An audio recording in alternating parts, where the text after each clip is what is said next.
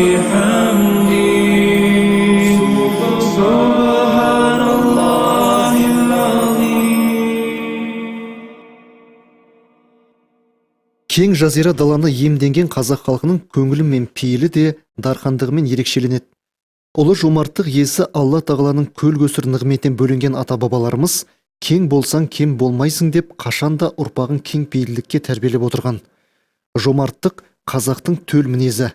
Қонаққа жалғыз атын сойып беріп, ертесі жүген ұстап отыра беретіндігі де сол мінезінен. Пайғамбарымыздың оған Алланың игілігі мен сәлемі болсын хадисі. Ақиқат байлық, мал мүліктің көп болуы емес, ақиқат байлық, кең пейілділік. Жомарттық деген сипат ислам дініндегі ең бір негіз ретінде саналатын сипат іспетті.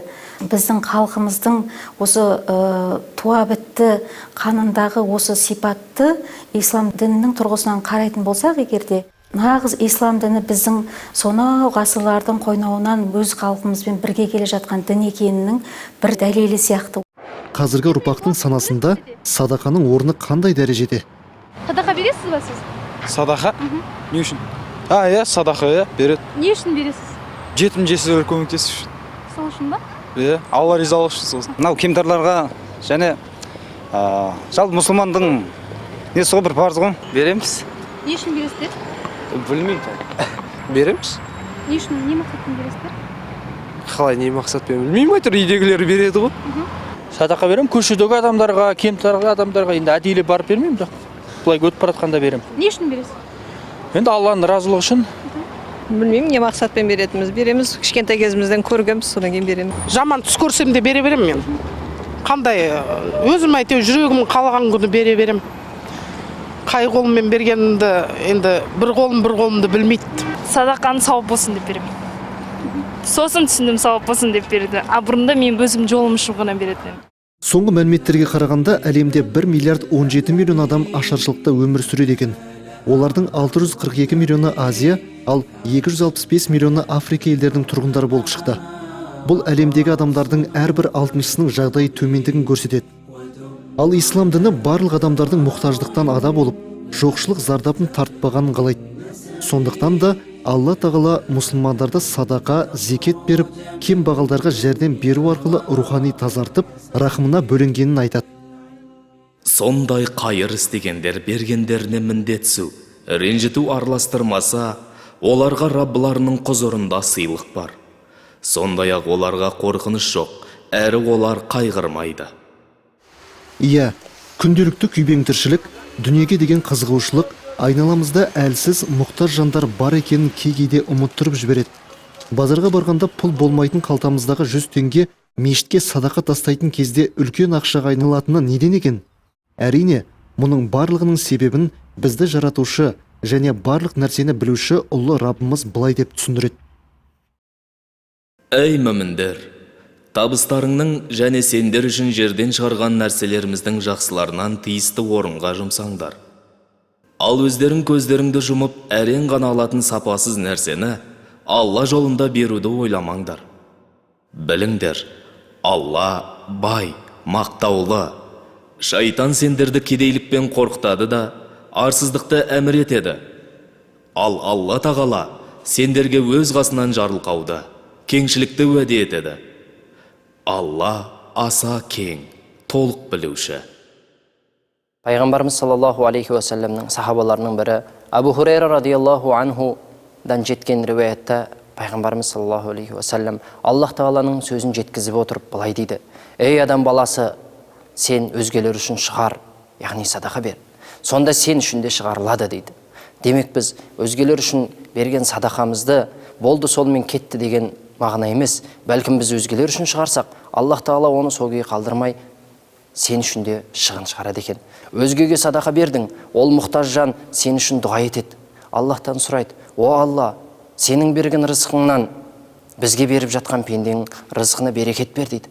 Міне сол арқылы да және де бізге көзімізге көрінбейтін неше түрлі бәле жалалардың сол садақа арқылы шектелуі де міне бұл рызқымызға берекет кіргені. Алланың елшісі саллаллаху алейхи уассалам барлық мұсылмандарды кеңпейіл, жомарт болуға үндейді. Хадисте жарты құрмамен болса да тозақтан қорғаныңдар, оны да істей алмағандар жақсы сөзбен қорғансын деген. Адамзаттың ардақ тұтар тұлғасы алуды емес, үнемі беруді ұнататын. Хадистерінде берген қолдың алған қолға қарағанда жоғары тұратындығы айтылған. Ол біреу бір нәрсе сұраса, өзінде болмай қалған кездің өзінде кейін тауып беруге уәде ететін. Пайғамбарымыз оған Аллахтың игілігі мен сәлемі болсын, әсіресе Рамазан айында өте жомарттық жасаған. Садақаны көп үлестіріп, жоқ жітіктерге қолынан келгенше қарасатын. Бірақ жомарттықта ешқашан ысырапшылық пен мақтан сүйгіштікке жол бермеген. Әйгілі Әл-Фараби бабамыздан жомарттық деген не деп сұрағанда, ол ысырап пен сараңдықтың ортасы деп әдемі жауап бергені белгілі. Дана халқымыз айтады, садақаны сауыңда бер дейді. Яғни халқымыздың өзі, бұрынғы ата-бабаларымыз өзі барлығы исламнан, жаңа хадистен, Құранның аяттарынан алған ғой, әрбір мақалдың түпкі несін қазылып қарайтын болсақ. Сол садақаны сауыңда бер деген нәрсе туралы да Пайғамбар саллаллаху алейхи ва саллям айтқан осы мағынада хадистер бар. Және бір хадисінде Пайғамбар саллаллаху алейхи ва саллям айтады, зекетті мал мүліктерін арттыру үшін, содан айырылып қалмау үшін беріңдер дейді. Ал садақаны ауру сырқат келген болса, садақа беріп одан емделіңдер дейді. Яғни ауру адамға сондай бір жағдайлар, қиыншылық жағдайлар туындайтын болса, садақа беру арқылы да емделуге болады екен. Бұл Пайғамбар саллаллаху алейхи ва саллям хадисінде керемет бізге келтіріп өткен. Егер бастарыңа басқа бір бәле, жала, жамандықтар келіп жатқан болса, онда Алладан жалбарынып, дұға тілеп, жақсылық тілеңдер дейді. Сонда Аллах Тағала шипасын, садақа беру арқылы шипасын береді, зекет беру арқылы мал дүниені, яғни қолымыздағы ақша, басқа байлықтарды сақтауға болады. Көркем сөз және кешірімділік. Артынан бұлдану, кейту араласқан садақадан жақсы. Алла Тағала бай, жұмсақ, әй мүміндер, Аллаға, ақырет күніне сенбей, адамдарға көрсету үшін мал сарып қылған кісідей, садақаларыңды міндет қылу, ренжітумен жоймаңдар. Алла Тағала қасиетті кітабында садақа беруде ниеттің маңызды екендігін осылай баяндайды. Әрі Алла жолында мал сарып қылғандардың мысалын көтеріңкі жердегі нөсер жауып екесе өнім берген бақшаға теңесе, ал садақаларын міндет қылу, ренжітумен жойғандарды үстіне қатты нөсер жауса, шойылып түсетін топырағы бар тасқа теңейді. Аллах субханаху ва тағала Құран кәрімнің Бақара сүресінде «Ома тунфиқу мин хайрин фали анфусикум». Аллах жолында садақа беретін болсақ, яғни өзге үшін бір жақсылық жасайтын болсақ, қандай да бір шығын шығаратын болсақ тиесілі жерге, ол өздерің үшін дейді Аллах Тағала. Яғни ол өзге үшін емес, өзіміз үшін істеген жақсылығымыз екен. Демек бұл жерде де Аллах Тағаланың уәдесі не? Істеген жақсылығымызды өзімізге қайтарып береді екен, өзіміз үшін екен. Солайша Аллах Тағаланың елшісі пайғамбарымыз саллаллаху алейхи ва саллям: «Ей Муаз, саған жақсылықтың есіктерін айтайын ба?» дейді. Сонда пайғамбарымыз саллаллаху алейхи ва саллям бірнеше өсиет айтып, соның ішінде садақа су, отты қалай сөндіретін болса, садақа да күнәларды солайша жояды деген екен. Алла Тағала пендесін әртүрлі игіліктерге бөлеп, несібесін молайтты. Ал сол нығметтерді тиісті орынға жұмсау екі дүниенің бақытына жеткізеді. Жетім көрсең жебе жүр деп ұрпағына ұлағатты сөз қалдырған дана халқымыз жетімнің жәудіреген көздерін жадыратудың мол сауап екенін жақсы түсінген. Осы тұрғыдан алып қарайтын болсақ, біздің жаңа халқымыздың мысалға ежелден келе жатқан жарыс қазан деп аталатын, көршіге ереулік беру деп аталатын, соғымбасы деп аталатын жаңағы салт дәстүріміздегі жөн жоралғыларды атап өтуге болады. Бұлардың барлығының арғы жағы несінде, түбінде осы халқымыздың бойындағы жомарттық қасиеті жатыр. Дәстүрлердің барлығының жаңағы арғы жағында жаңағы бай адам, мысалға өзінің жаңағы ауқатты адамдар, бай адамдар тек қана байлығын, рахатын өзі көре бермей, кедейлерге бөліп беру деген сияқты, жаңағы басқалармен бөлісу деген сияқты халықтың осындай жасап жатқан жаңағы көнеден келе жатқан салт дәстүрлері. Алланың мейірімі мен сауабынан үміт еткен қайырымды жандар бүгінгі күндері жетімдер үйін зиярат етуден бастаған екен. Түрлі тәттілер мен сыйлықтарға кенелген қыздардың қуанышында шек жоқ.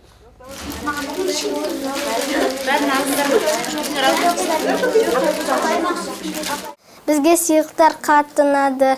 Сіздерге алғысымыз шексіз. Рахмет. Менің ең алдымен осы бізге келген адамдар және садақа берген адамдарға алғысым шексіз. Және олар тек қана сыйлық алып келіп қоймай, біздің көңіл күйімізді біліп, және біздің қуанышымызды бөліседі. Сыйлықтар үшін біз Аллахқа бірінші шүкіршілік етеміз. Және де айтарым, осы қоғамымызда мейірімді адамдар көп бола берсін.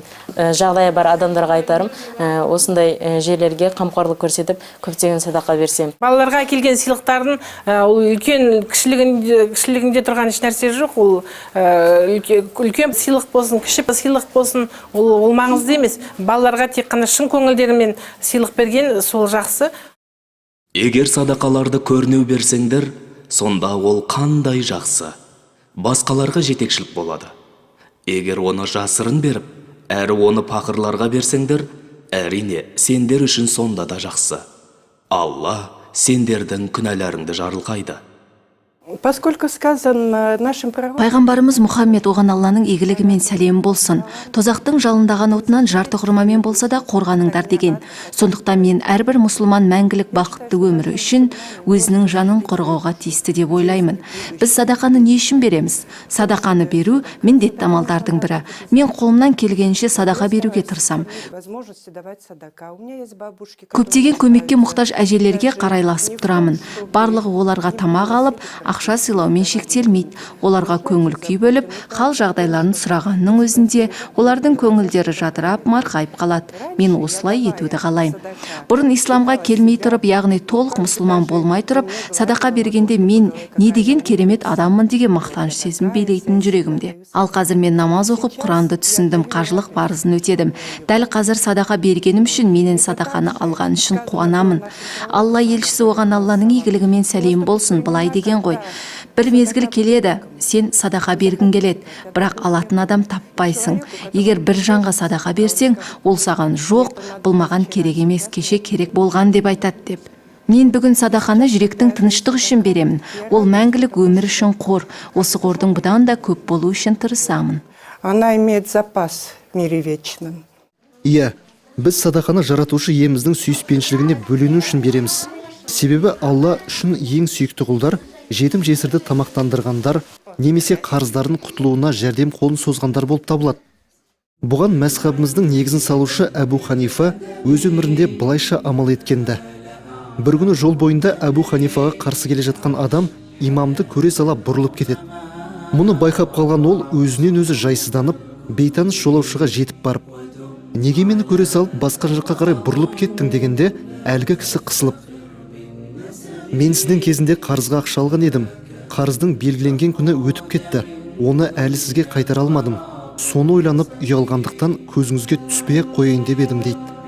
Сонда Әбу Ханифа: Субханаллах, ол ақша саған менің сыйым болсын. Қайта саған бағытыңды өзгертетіндей жайсыздық жасағаным үшін кешірім сұраймын деп салихалық пен адамгершіліктің ерең үлгісін көрсеткен еді. Ал егер борышты ауыр жағдайда болса, жақсарғанша қарау керек. Егер де садақа қылсаңдар, сендер үшін тағы жақсы, егер білген болсаңдар. Аса үстем Алла жомарт, өзінің құлдарынан жомарттарын жақсы көреді. Сондықтан да жомарттық рух байлығы. Мұндай рухқа ие болған кісі ешкімнің мәжбүрленуінсіз жақсылық жасауды көңілі үнемі қалап, көпшілікке қол ұшын бергісі келіп тұрады.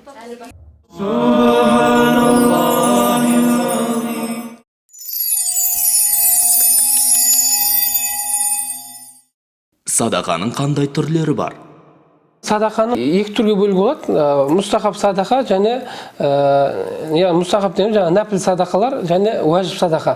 Оразаның кезіндегі біздің беретін пітір садақамыз бұл уәжіп. Әрбір мұсылманға, жағдайы жеткен мұсылманға пітір садақасын беру бұл уәжіп болып саналады. Ал енді жаңа нәпіл садақалар дегенде олар жаңа мұсылманның мысалы өзі біреуге мысалы қиыншылығын көріп тұрып, сол нәрсеге қалаған бір кездерінде белгілі бір мөлшерде өзінің қалған мөлшерде беруі. Зекет пен садақаның екеуінің айырмашылығы бар. көп халықтың арасында осы нәрсені біз түсіне бермейміз. Яғни біреуге ақша берсек, сол да зекет сияқты, немесе сол да бір садақа сияқты болып көрініп жатады да. Зекет деген нәрсе бұл әрбір адамның мысалы өзі жұмыс істеп, содан бір бизнес болсын, сондай бір жұмыс істеп, содан айналымнан бір пайда түседі ғой. Сол бір жылға толып өзінің мөлшері бар. Сол мөлшерге толғанның ақшасынан, дүниесінен садақа беру. Я болмаса мысалы мал шаруашылығымен мысалы 40 қойдан бір қой зекет беру деген сияқты. Бұл зекет амалы бұл мұсылмандарға парыз болған амал. Шамасы келген адамдарға парыз болған амал. Мына бір кембағал бір кісілер кездесіп, сол кісіге барып азын-аулақ бір ақша беріп көмектесуіміз бұл зекетке саналмайды. Бұл садақа. Осы екеуінің біз айырмашылығын түсініп алуымыз керек та. Садақаны кімдерге беру керек? Зекетте де, садақаны да жалпы жағдайы жоқ кембағал, жаңағы былай айтқанда күнін көре алмайтын қиыншылықта бір мұқтаж адамға беру керек негізінде. Соның үшін мысалы атап айтатын болсақ, кедей кемшіктер, одан кейін дін жолында оқып жүрген мысалы студенттерге, дін жолында оқымайтын да студенттер бар, мысалы мұсылман. Оларда мысалы студенттің жағдайын барлығымыз білеміз. Сондай кісілерге беруге болады. Одан кейін мысалы жетім кісілер болады. Әке-шешесінен айырылған, мысалы бір жерге мысалы оқуға түсіп, ар жағы болайын деп, мысалы ертең елдің бір даңқын көтеретін бір үлкен жетіліп тұрған біреулер болады, мысалы сондай нәрселерге беруге болады. Одан кейін мысалы жалпы айтқан кезде сол ақшаға қатты бір мұқтаж адамдарға беруге болады да. Соның ішінде қазіргі кездерде атап айта өтетін тағы бір жайттар, ол мына қарыз болған адамдарға берген өте сауабы көбірек. Мұсылман емес адамдарға садақа беруге бола ма? Мұсылмандық қасиетімізбен бұлай көмек беруіміз ол да бір үлкен жақсы нәрсе. Бұл оның тіпті барлық жамандық нәрселерін тастап, мысалы кәпірлер болса исламды қабылдап кетуіне де себепкер болуы мүмкін да. Бізде сондай бір оқиға болды, бір досымыздың көршісі. Сол кісі үйіне құрбан айтып болады ғой. Құрбан айтқан кезде құрбан шалып, біздің шариғат не бойынша оны үшке бөлеміз. Сөйтіп бір бөлігін көршілерге тарату керек болған да. Сөйтсе сол жаңағы досымыздың көршісі мұсылман сол амалды іске асыру үшін нені таратып жатыр да, етті. Сөйтсе бір жандағы бір көршісі орыс екен да. Бұл да көршім ғой деп, бұған да апарып үйіне барып береді да. Сөйтіп бір сағаттан кейін жаңағы орыс кемпір болған, орыс кемпір үйіне келіп тұр дейді жаңағы. Сен маған не үшін бердің бұл етті деп. Және садақа да беріп кеткен ғой. Бұл кезде көп андай нәрселер ойламаған да. Кейіннен ойланып қайтып келсе бір сағаттан кейін. Жаңа кісіден сұрап тұр, не үшін бердің? Бізде мұсылманшылықта осындай жағдайымыз келген кісілер құрбан шалып, я болмаса садақа болса, соны біз ең бірінші көршілерден жақын нәрселерін таратып, осындай көмек береміз. Сондықтан мұсылмандық міндетіміз болған кейін, сіз біздің көршіміз болған кейін сізге беріп отырық деген сөз естіп, жаңа кемпір сразу онда мен ислам дінін қабылдаймын. Қандай керемет нәрсе деп, сол кезде ислам дінін қабылдаған екен да. Аллахтың кереметін қараңыз, сол күні түнде жаңа кемпір дүниеден қайтыс болып кетті да. Жаңа досымыздың көршісінде болған оқиға осы. Сондықтан біздің басқа мұсылман емес адамдарға да беруіміз, ол да бір қайырымдылық. Бір күні Алла елшісі оған Алланың игілігімен сәлем болсын, әрбір игі іс садақа, және әрбір мұсылман садақа беруі тиіс дейді. Сол кезде сахабалар оларға Алла разы болсын, садақа беретін нәрсесі болмаса не істейді деп сұрайды. Алла елшісі саллаллаху алейхи уассалам екі қолмен бейнеттеніп өзін қамтамасыз етеді, кейін мұқтаждарға садақа береді дейді. Оған шамасы жетпесе не істейді? Мұқтаждар мен зұлымдыққа ұшыраған адамдарға қол ұшын берсін. Оған шамасы жетпесе не істейді? Жақсылыққа үндесін. Ал оған шамасы жетпесе не істейді дегенде, жамандық атаулыдан сақтанады. Күмәнсіз, мұның өзі садақа бергені болады деген екен. Исламның басты тіректерінің бірі болып белгіленген зекет садақасы Алла тағалаға құлшылық етудің бір түрі. Садақаның түрлері туралы келесі бағдарламамыз кеңірек әңгімелейтін болады. Ендеше ұлттық құндылықтар мен дін қағидаларын бойымызға сіңіре отырып, адамшылықтың ізгі сатыларына көтеріле білейік. Мәдениеттің қайнар көзі рухани байлықта жатқанын ұмытпай ағайын. Субханаллахи